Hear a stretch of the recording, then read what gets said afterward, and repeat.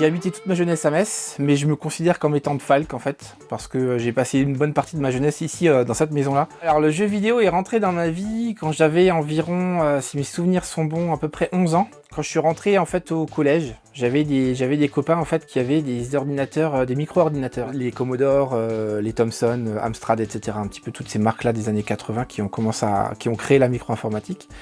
Et donc, moi je trouvais ça cool, j'allais jouer chez eux, ils avaient un ordinateur, c'était trop bien, il y avait plein de jeux.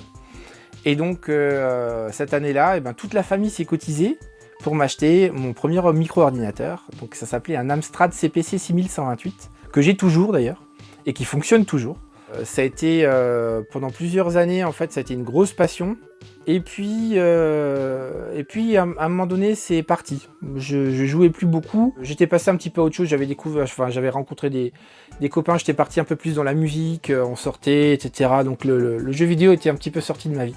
Ça faisait déjà quelques années que j'étais animateur. J'avais passé mon BAFA à 17 ans. J'ai fait beaucoup de colo quand j'étais gosse. Depuis 2006 jusqu'à 2014, j'étais animateur permanent pour Culture et Liberté à Sarreguemines, où j'ai créé une école de cirque qui s'appelait De Haut en Bas, et aussi au sein de laquelle j'ai également créé une compagnie d'animation de rue qui s'appelle C'est pas nous, qui tourne encore aujourd'hui, qui existe toujours aujourd'hui. Mon cousin Renaud en fait avait des difficultés à l'école en mathématiques, et comme j'avais fait des études scientifiques, on m'a demandé est-ce que tu peux l'aider, alors de lui donner des cours de maths. Je lui ai permis de remonter sa moyenne, et donc pour me remercier, lui et ses parents à Noël m'ont offert en fait une PlayStation. Donc c'est là que je suis retombé dedans. Alors je me souviens que c'était à Noël 99, parce que c'était le Noël de la tempête, et je reçois la PlayStation pour cadeau et plus d'électricité. Donc là j'ai beaucoup joué à la Play. Quand la Play 2 est sortie, j'ai acheté la Play 2. Quand la Play 3 est sortie en 2007, j'ai acheté la Play 3. Et puis alors je saurais pas expliquer pourquoi tout d'un coup en fait c'est parti. Et je me suis dit, ah bah tiens, je pourrais m'acheter une NES, parce que du coup, je pourrais reprendre Super Mario, les tout premiers, que je jouais à l'époque chez des copains, donc j'avais pas chez moi. Et puis c'est comme ça que c'est venu en fait. Tout d'un coup, je me suis dit, oh bah tiens, si j'ai la NES, je pourrais prendre la Super NES aussi, je pourrais. Et puis tout d'un coup, en fait, c'est le virus de la collection en fait qui a pris le dessus. Faut savoir que moi, j'ai toujours été collectionneur de quelque chose. Quand j'étais môme, je faisais collection des cartons de bière, quand j'allais dans les bars, enfin quand j'étais ado.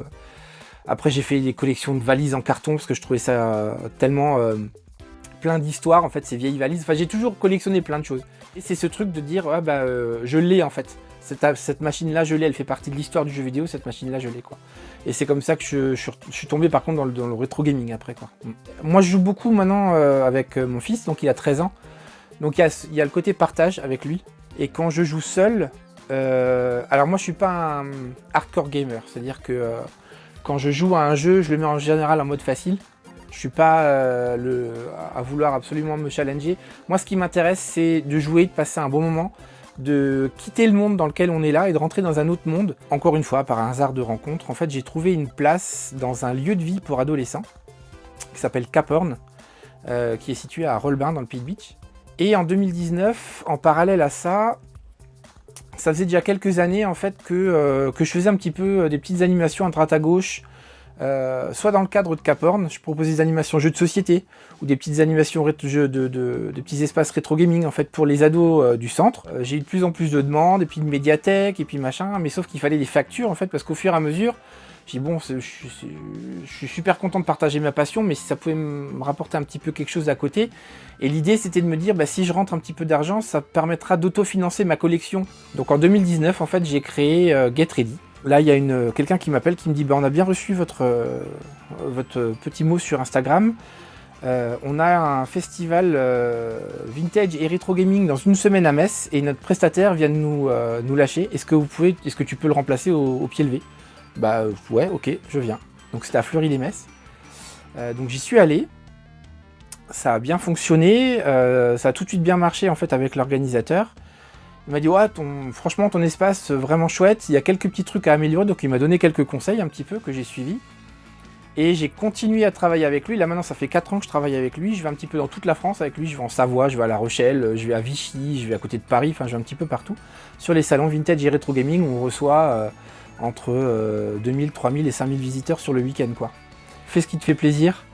Avant de vouloir faire plaisir aux autres, même si parfois c'est compliqué parce que Parce que je suis quelqu'un d'humaniste, je travaille dans le polyhandicap, j'adore travailler avec les gens et j'aime bien m'occuper des autres et faire plaisir aux autres. Mais parfois, en fait, je me suis rendu compte que on s'occupe des autres avant de s'occuper de soi.